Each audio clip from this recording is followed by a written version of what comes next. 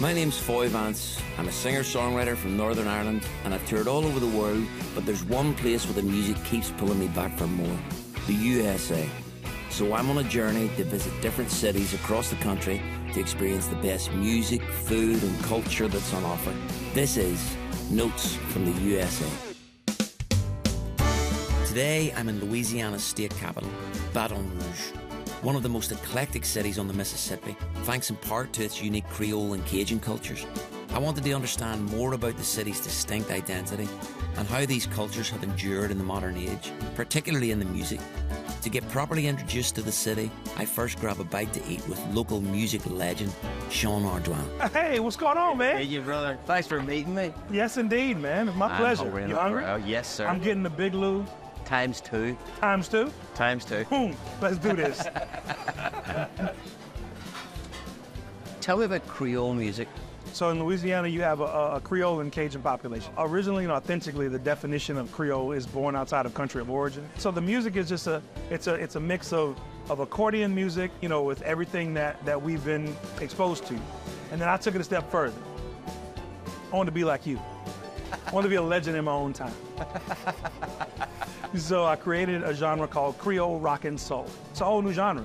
And as soon as I changed it to Creole Rock and Soul, I got 2 Grammy nominations for my 2018 CD, and I've gotten 2 Grammy nominations since then. So I think I'm on the right path. With the squeeze box, especially the diatonic, that's in Irish music a lot as well. It is. Yeah. The accordion is the instrument of the world. All popular music borrows from popular music.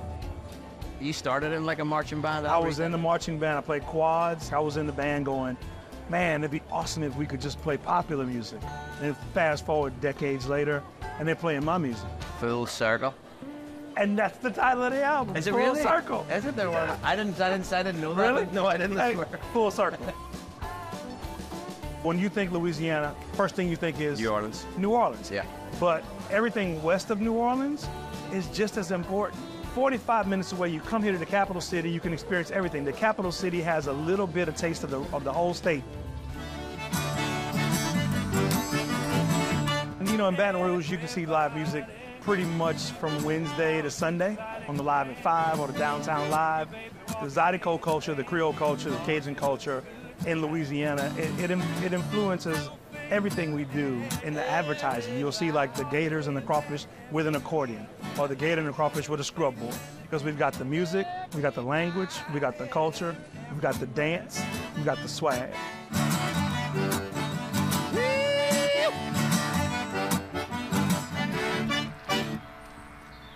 Yeah, man. When arriving somewhere new, there's nothing like playing along with local musicians to really help you dive into a place. But Creole and Cajun culture isn't just about the music, it's a cuisine as well. And dishes from both cultures dominate menus across the city. Every different plate seems to tell its own story, and I needed a translator. So I asked food blogger Jordan Basham for some local insight. This is the first place that you need to stop whenever you're coming to Baton Rouge. Why is that? What's it famous for? We love seafood here, so you're gonna have to get the seafood. You know what? I'm trying whatever you order. You know, this is what you do, right? Is it on the go or? Yeah, so I run a food blog actually here in Baton Rouge. It's called Where to Go 225. Yeah, what all have you ordered me? So I know while you're on this trip, you're gonna have some boiled crawfish, but while you're doing that, we also have fried crawfish shells. We have boudin balls, and then of course fried pickles. Anywhere you go in the South, there's gonna be fried pickles. You're in Louisiana, we fry everything. I like me some fried pickles. It's a big culture pot here, so everywhere you go, there's all different cultures, and everybody puts their own twist to things. Feels like food and music go hand in hand here. If you're in the backyard grilling some burgers or having crawfish, there's always gonna be music playing. If you're out in the restaurants having a beer, music playing. You have to have music playing here. Is there a difference, and if there is, what is it, between like Creole food and Cajun food? It's hard to describe with Creole or Cajun which is better, what's the difference. And I always tell people, come to Baton Rouge and come try it out. After a delicious lunch, I hit the streets to take in some sights. And nowhere is this done better in Baton Rouge than at the top of the Louisiana State Capitol building, the tallest Capitol building in the country. After a quick history lesson inside the Capitol Park Museum, it was time to explore some Cajun history myself. Back in the 18th century here, crawfish were eaten mostly out of necessity, but after centuries of perfecting, crawfish have now become a staple of Baton Rouge cuisine, found all over the city. And I've been invited to the home of French Cajun musician Jesse Brown for a backyard boil. If you're in the city of Baton Rouge, you can find crawfish that was caught that day. That's common, and you can get your crawfish fresh. Like restaurants would do like a shrimp boil. Is this That's like right. a... Okay. You can get it at a restaurant. So this morning, I went and I picked up a couple of sacks of crawfish for you. I went through them, cleaned them up, made them look good, brought them over here, we boiled them, and that's what we do right here in Baton Rouge. You're going to teach me how to... I'll show you how to peel it and how to get to the crawfish, and I'll show you all. Okay. Yeah. Because I have eaten it before, but not like this. Okay. I've never had a Sure. crawfish boil like this before. You ready for a plate? You ready for a plate? I'm good to go, yeah. Yes, sir. And there you go. And that's a good for one serving. There you go. Woo-hoo.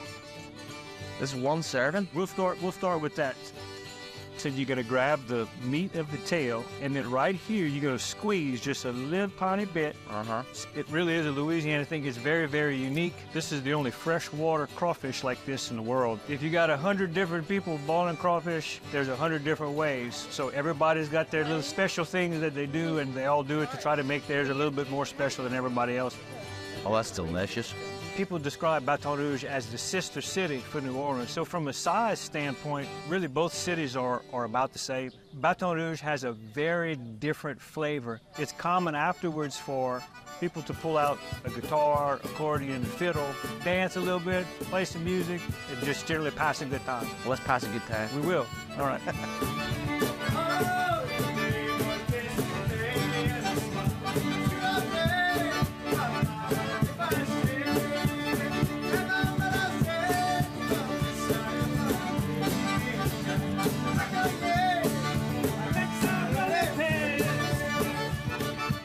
It's great to be able to tie together the sounds and flavours of Creole and Cajun culture, but you don't need a private invite to experience music like this, as local bands like Jesse's play all over town.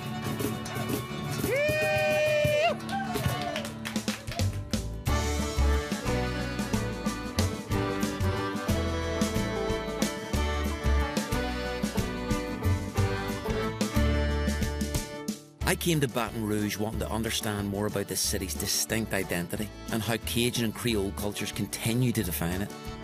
But through playing and eating my way through this town, I feel I've got a grasp on what it's all about.